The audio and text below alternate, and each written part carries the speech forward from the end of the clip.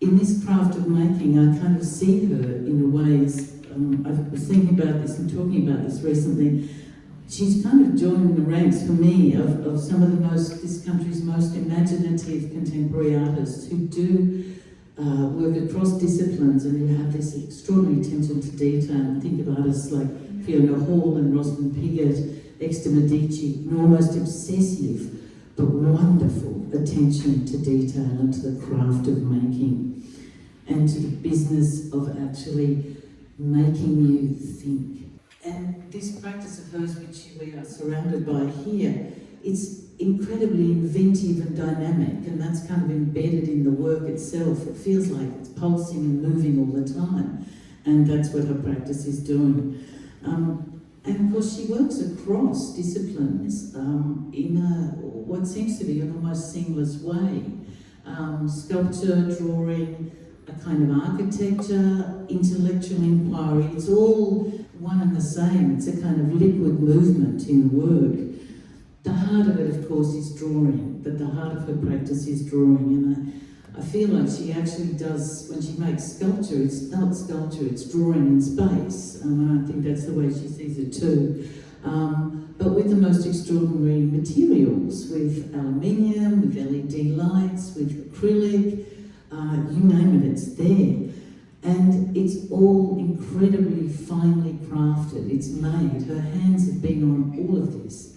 It's not produced by someone else. It's grounded in a way, sort of old techniques, I suppose, but it's this finely handcrafted and refined, repetitive movement,